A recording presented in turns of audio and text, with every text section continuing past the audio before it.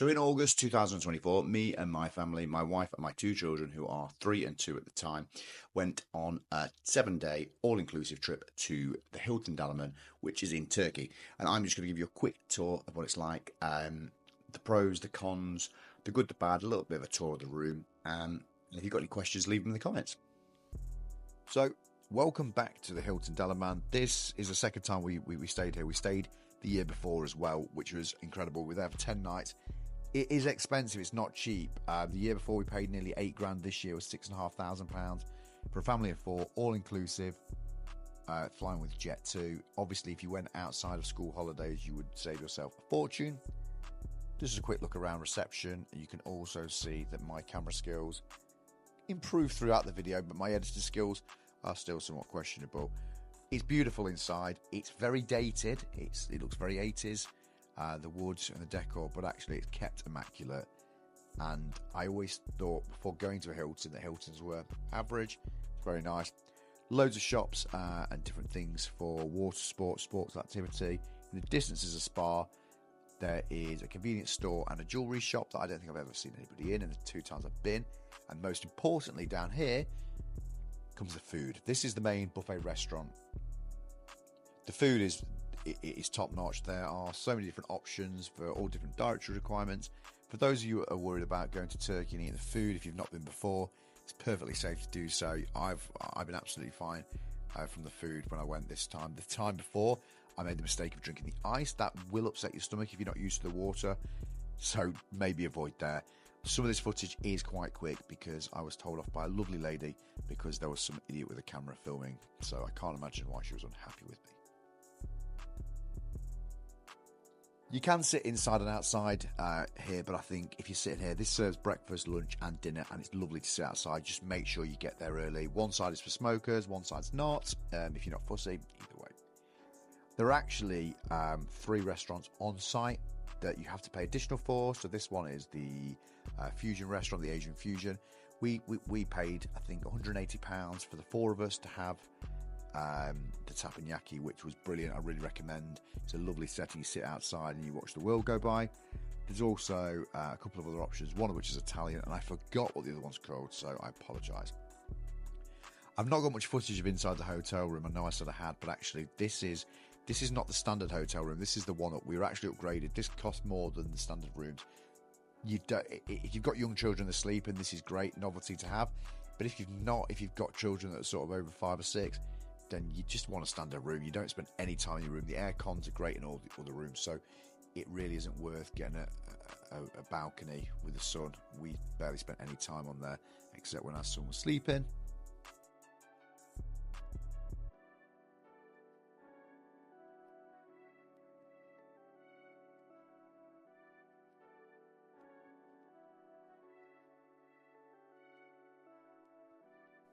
So if you're really posh and you want to spend an extra £4,000, then this is something to explore. There are actually villas or bungalows, whichever you want to call it. So they're actually duplex apartments. Upstairs and downstairs are different apartments, and it's away from the main hotel. So it's probably a 3-minute walk, 4-minute walk. It's not very far at all. But you've got your own swim-up rooms, your own private balconies, and then you've got your own snack bar and your bar over there. So you don't get anything different except access to these areas. And obviously, I didn't pay for this area. There's no security to stop you coming in and out. It's just very much, it's not for us. I think if I was going, my wife and I, then it may be something we'd explore. But it's a lovely area, really kept really clean. But like I said, the whole hotel is as well.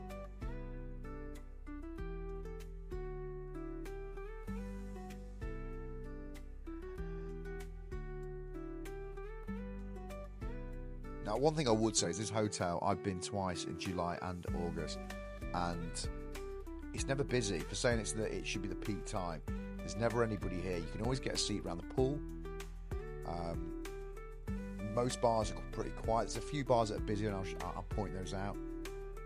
But honestly, it's great. You can always get a sunbed. There's a few places where you can't at certain times of the day, but it's always really chilled. It's great if you don't like busy hotels.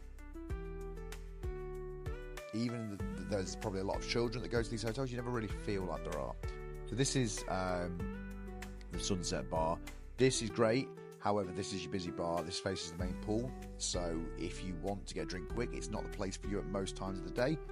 However, there are a few other bars where you'd be served a lot quicker, so I'd recommend going there. This is the Breeze Bar. This is the best place in the hotel for me. The kebabs they do there at sort of lunch are amazing, worth a recommendation. You should go to the hotel for that alone.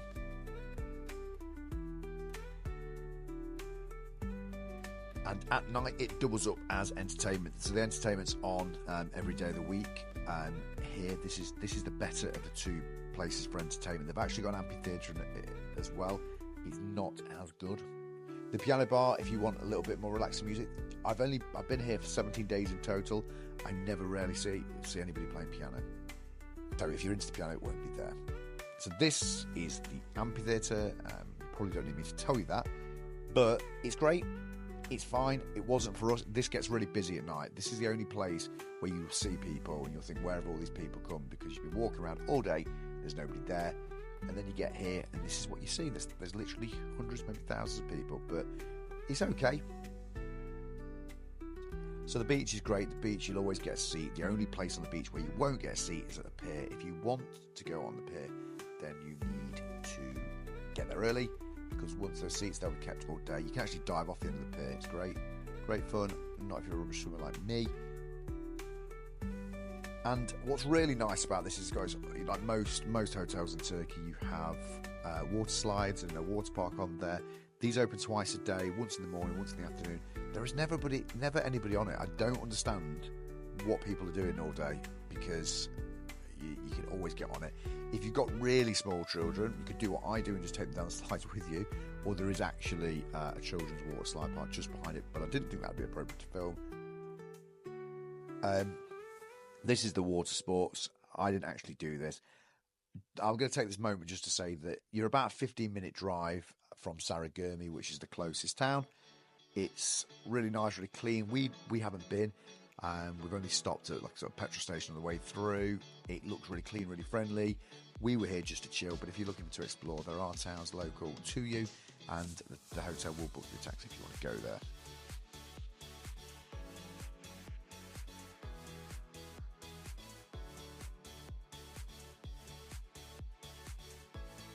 And Gazeboland is what it says on the tin. You can actually hire these gazebos. You can't just go in and help yourself to one. They will tell you off and move you on. You have to pay extra. They're quite expensive. They come with a hot tub, and it's a private area. And if you are a couple thinking, well, I can go here to escape the noise of kids, it's not worth the money, because kids are allowed to go here as well. You can book on. It's absolutely fine to do that. So don't think that's going to get you away from screaming children. I would say, honestly, and I'm a parent, but if you are looking to go as just a couple, I don't think you'd be put off by kids. It is a really quiet, chilled hotel.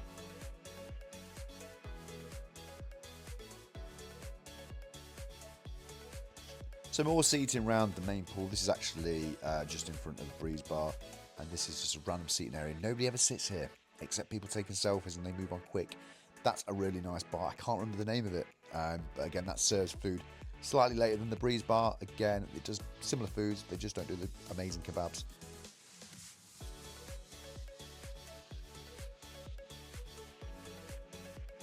The site is a big site, which is not negative for me, but for those that don't like walking, they do put on a shuttle bus that comes sort of every 10 minutes.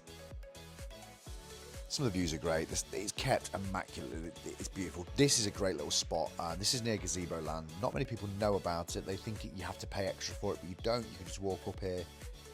It's really cool at night as well when the sun goes down. It all lights up. I think I've got a photo of it any second now. And here we go. It's a wonderful hotel. Thanks for watching. Subscribe.